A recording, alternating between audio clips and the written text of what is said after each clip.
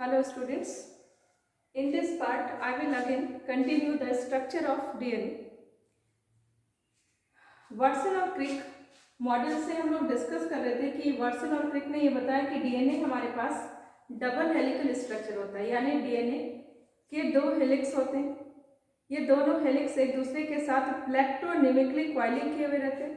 प्लेक्टोनिमिक coiling का meaning था कि ये स्ट्रैंड में अगर हम इन्हें खोलकर स्ट्रेट करें तो इसके बीच इंटरवाइंडिंग का प्रेशर होता है, जिसके कारण फिर से ये क्वाइल कर जाते हैं। तो अगर इस तरह की क्वाइलिंग होती है तो इसको प्लेक्टोनिमिक क्वाइलिंग कहते हैं। तो डीएनए राइट हैंडेड मैनर में एक दूसरे के साथ इंटरवाइंड होता है दोनों स्ट्रैंड, और यहाँ पर प्लेक्टोनिमिक क्वाइलिंग होती है। डीएनए के दो स्ट्रैंड बने होते हैं शुगर और फॉस्फेट के, यानी जो बैकबोन है डीएनए का, this backbone of DNA is made up of sugar and phosphate residue. This is made up of sugar and phosphate. तो ये बैकबोन बना होगा शुगर और फॉस्फेट का। शुगर हम लोग डिस्कस कर चुके थे कि डीएनए में जो शुगर है ये डीऑक्सीराइबोज है, और डीऑक्सीराइबोज का मतलब राइबोज शुगर से वन ऑक्सीजन मॉलिक्यूल निकल जाना। तो आरएनए के पास कार्बन नंबर 1, 2, 3 एंड 5 पर हाइड्रोक्सिल ग्रुप प्रेजेंट है, और डीएनए में कार्बन नंबर सेकेंड से ऑक्सीजन निकल गया है, और जिसके कारण सिर्फ 3 साइट पर OH फंक्शनल ग्रुप प्रेजेंट है, 1, 3 एंड 5। तो डीऑक्सीराइबोज शुगर एक पेंटोज शुगर है। ये शुगर फॉस्फेट के साथ अटैच हुआ है, और ये फॉस्फेट दूसरे शुगर के साथ अटैच हुआ है, और इसी तरह से शुगर फॉस्फेट के बैकबोन का फॉर्मेशन हुआ है। तो डबल हेलिक्स में ये शुगर फॉस्फेट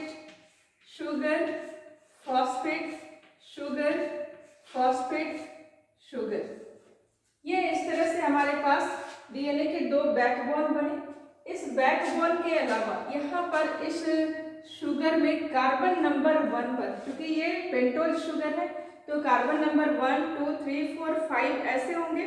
तो कार्बन नंबर 1 पर नाइट्रोजनस बेस, मान लो एडेनिन अटैच है, तो एडेनिन की कॉम्प्लीमेंट्री पेयरिंग होती है, यानी फिक्स है इसका पेयरिंग कि adenine always pairs with thymine. तो ये दूसरे शुगर में यहाँ पर थायमिन अटैच होगा। अगर इस शुगर के कार्बन नंबर 1 पर गुआनिन प्रेजेंट है तो इस शुगर पर कार्बन नंबर 1 पर साइटोसाइन प्रेजेंट होगा, क्योंकि डीएनए में कॉम्प्लीमेंट्री बेस पेयरिंग होती है। अगर यहाँ पर थायमिन प्रेजेंट है कार्बन नंबर 1 पर, तो इस शुगर के कार्बन नंबर 1 पर एडेनिन प्रेजेंट होगा।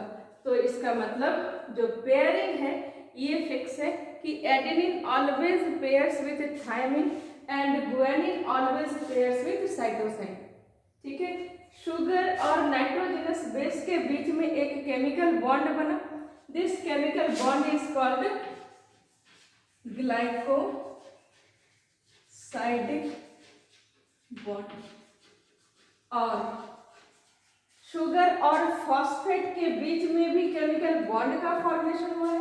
This chemical bond is called Easter, so this is called phosphodiester bond. तो इस बॉन्ड का नाम हुआ phosphodiester bond, so this is called phosphodiester bond. दो नाइट्रोजनस बेस के बीच में भी पेयरिंग होती है, और इस पेयरिंग के लिए यहाँ पर भी केमिकल बॉन्ड का फॉर्मेशन होता है।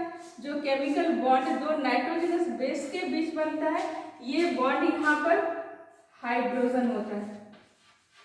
तो इस हाइड्रोजन बॉन्ड के कारण दोनों हेलिक्स हमारे एक दूसरे के साथ अटैच होते हैं। अब इस शुगर के साथ फॉस्फेट जुड़ा है, और इस शुगर के साथ भी वो फॉस्फेट जुड़ा है। तो इस शुगर में ये फॉस्फेट कार्बन नंबर 3 पर जुड़ा है, और इस शुगर में ये फॉस्फेट इसके कार्बन के 5th पोजीशन पर जुड़ा है। ऐसे ही ये शुगर में ये 3rd कार्बन पर फॉस्फेट जुड़ा है, और इस शुगर से 5th कार्बन पर फॉस्फेट जुड़ा है। इसमें इसमें ये थर्ड कार्बन पर फॉस्फेट जुड़ा है, एस्टर बॉन्ड का फॉर्मेशन किया है, यहाँ पर ये फिफ्थ कार्बन पर एस्टर बॉन्ड का फॉर्मेशन हुआ है। तो इस तरह से हमारे पास जितने शुगर उतने फॉस्फेट इसके साथ अटैच हुए हैं। अब अगर हम इस डीएनए स्ट्रैंड को देखें तो इस डीएनए स्ट्रैंड में वर्सन और क्रिक ने एक और इम्पॉर्टेंट बात कही थी कि both the strands are antiparallel, यानी दोनों स्ट्रैंड एक दूसरे के पैरेलल तो है लेकिन दोनों स्ट्रैंड की पोलैरिटी अलग है, यानी दोनों स्ट्रैंड का डायरेक्शन अलग है। So both the strands are antiparallel. तो अब ये डायरेक्शन पोलैरिटी कैसे समझ में आएगी कि डीएनए की पोलैरिटी क्या है एक स्ट्रैंड की और दूसरे स्ट्रैंड की। तो यहाँ पर हम लोग ध्यान से देखें, मान लो ये हमारा डीएनए स्ट्रैंड है, तो इस डीएनए स्ट्रैंड के पास ये इसका 3 प्राइम है, इस 3 प्राइम के साथ फॉस्फेट जुड़ा होना चाहिए, ये फॉस्फेट जुड़ा है, लेकिन इसके बाद चूंकि ये अंतिम शुगर है तो इसके बाद अब कोई दूसरा शुगर नहीं है, तो ये फॉस्फेट अब कहीं और से जुड़ा हुआ नहीं है, ये किससे अटैच होता है, नेक्स्ट शुगर के फिफ्थ कार्बन से अटैच होना चाहिए था, लेकिन चूंकि डीएनए स्ट्रैंड का स्ट्रैंड लेंथ इतना ही है तो यहाँ पर कोई दूसरा शुगर नहीं है, इसलिए यह फॉस्फेट किसी दूसरे शुगर के फिफ्थ कार्बन के साथ अटैच नहीं हो पाए। तो इस स्ट्रैंड में ये 3 प्राइम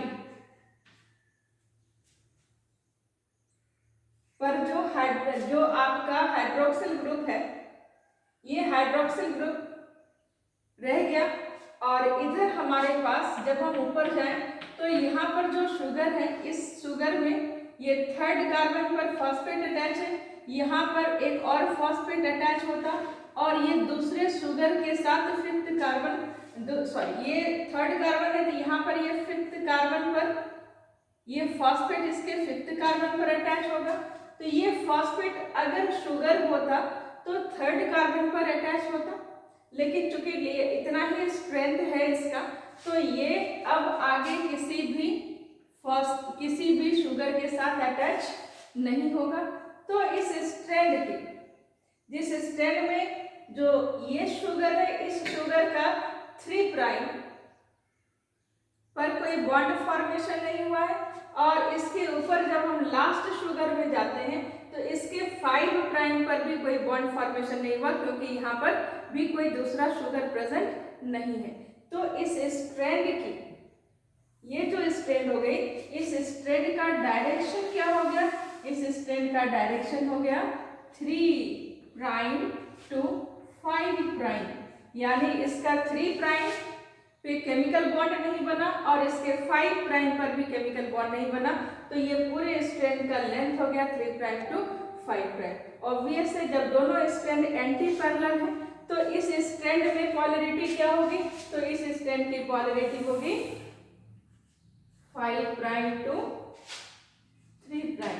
पोलैरिटी क्लियर हुआ, 3 प्राइम टू 5 प्राइम क्या है, तो 3 प्राइम और 5 प्राइम का मतलब थर्ड कार्बन पोजीशन और फिफ्थ कार्बन पोजीशन पर खाली रह जाना, केमिकल बॉन्ड का ना बनना, जबकि हर जगह शुगर में ये बॉन्डिंग हुई है, यानी इसका देखो थर्ड कार्बन फॉस्फेट से जुड़ा है, इस शुगर का फिफ्थ कार्बन फॉस्फेट से जुड़ा है, यानी हर दो शुगर के बीच में फॉस्फेट है और हर शुगर का 3 प्राइम और 5 प्राइम केमिकल बॉन्ड बना चुका है। सिर्फ ये शुगर का 3 प्राइम नहीं बना पा रहा है और अंतिम शुगर का भी 5 प्राइम नहीं बना पा रहा है, तो इसलिए इस स्ट्रैंड की पोलैरिटी 3 प्राइम से 5 प्राइम और उस स्ट्रैंड जो कि एंटी पैरेलल है ऑब्वियस है उसकी पोलैरिटी 5 प्राइम टू 3 प्राइम होगी। क्लियर हो गया। अब जो दो स्ट्रैंड हमारे पास डीएनए के बने, इस स्ट्रैंड में एक स्ट्रैंड की पोलैरिटी 3 प्राइम टू 5 प्राइम और दूसरे स्ट्रैंड की पोलैरिटी 5 प्राइम टू 3 प्राइम है। अब जो स्ट्रैंड हमारा 3 प्राइम टू 5 प्राइम डायरेक्शन में है, this strand is called template strand. This strand is called template strand और this strand is also known as antisense strand और this strand is also known as non coding strand और this strand is also known as non-coding strand. and the DNA strand where polarity is 5 prime to 3 prime is considered as coding strand or it is known as sense strand or it is called sense strand. Now understand the meaning of anti-sense strand, sense strand, template strand, इसका मतलब क्या है, अब इसको हम लोग clear करते हैं। तो अभी हम लोग डीएनए का मेन फंक्शन है हमारे फीचर्स का रेगुलेशन करना। तो डीएनए हमारे फीचर्स का रेगुलेशन कैसे करता है? डीएनए हमारे फीचर्स का रेगुलेशन करता है, ये आरएनए की सिंथेसिस करता है और आरएनए की सिंथेसिस के बाद ये प्रोटीन सिंथेसिस करता है। यानी हमारा सेंट्रल डोग्मा क्या है? Central dogma is transcription and translation. So transcription means synthesis of single stranded DNA from the synthesis of single stranded RNA from the double stranded DNA is called transcription. And what is translation? Translation is synthesis of protein with the help of RNA is called translation. So अब ये DNA strand को देखिए, हमारे पास जब हम translation का process देखेंगे तो हमारे पास ये 3 प्राइम है और ये 5 प्राइम है। दूसरा स्ट्रैंड में थोड़ा डिस्टेंस बढ़ाती हूँ दूसरे स्ट्रैंड की, ये स्ट्रैंड हमारा 5 प्राइम है और ये स्ट्रैंड हमारा 3 प्राइम है। दोनों स्ट्रैंड में कॉम्प्लीमेंट्री बेस पेयरिंग है। सपोज कुछ भी हम यहाँ पर बेस पेयर लगा दें,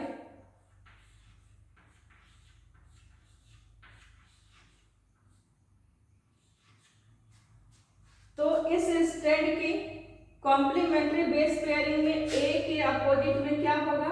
टी। टी किसके साथ पेयर करता है? ए।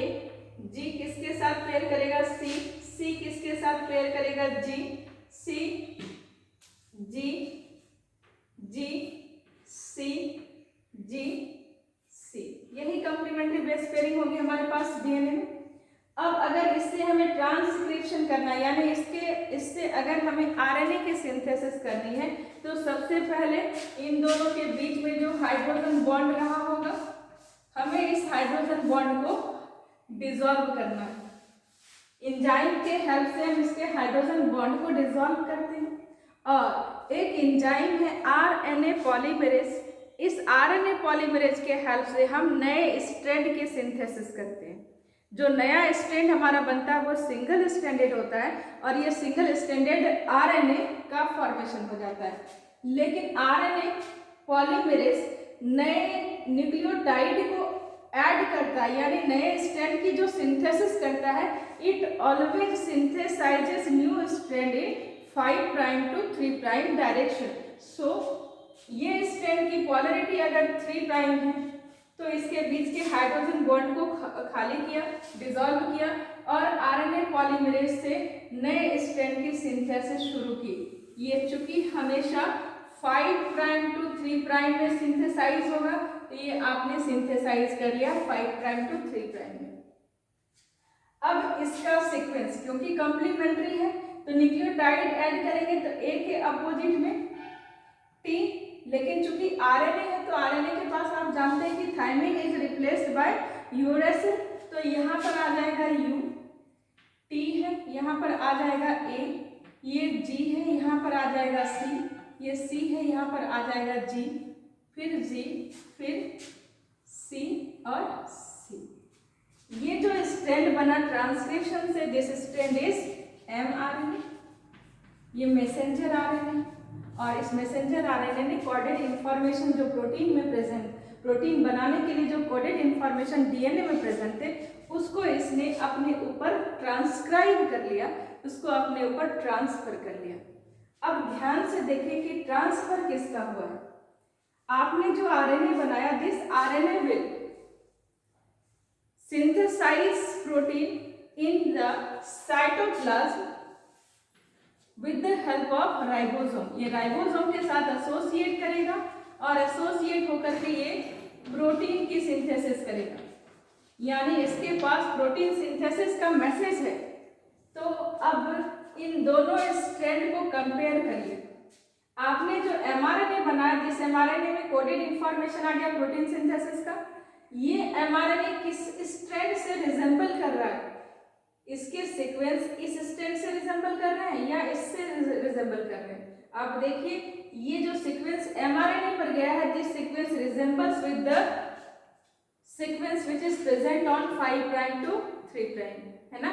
तो ये वाला स्ट्रैंड जो डीएनए का है, इसका मतलब यहाँ पर कोडेड इंफॉर्मेशन है प्रोटीन सिंथेसिस करने के लिए, इसलिए आपने इस स्ट्रैंड को mRNA पर ट्रांसक्राइब किया और ये प्रोटीन की सिंथेसिस करेगा। अगर कोडेड इंफॉर्मेशन यहाँ पर प्रेजेंट होता तो हम mRNA पर इसकी कॉपी तैयार करते, लेकिन आपने कॉपी इसकी यहाँ पर तैयार की, इसका मतलब कोडेड इंफॉर्मेशन यहाँ पर छिपा हुआ है प्रोटीन सिंथेसिस का, है ना। तो आपने इस स्ट्रैंड को यहाँ पर mRNA पर ट्रांसक्राइब किया। सो this strand which lies in 5 prime to 3 prime direction is called coding strand. इस स्ट्रैंड को हम क्या कहेंगे? कोडिंग स्ट्रैंड, क्योंकि इसके पास कोडेड इंफॉर्मेशंस हैं और यही कोडेड इंफॉर्मेशन को आपने mRNA पर ट्रांसक्राइब किया। This is also called sense strand, क्योंकि इसके पास प्रोटीन सिंथेसिस करने का सेंस प्रेजेंट है, तभी ना आपने इसको mRNA पर डाला है। So this strand is called sense strand. इस स्ट्रैंड का कोई रोल ट्रांसक्रिप्शन के प्रोसेस में है क्या? ट्रांसक्रिप्शन का मतलब synthesis of single stranded RNA from double stranded DNA. तो क्या आपने इसको देख करके आरएनए बनाया है? नहीं। सो this strand does not play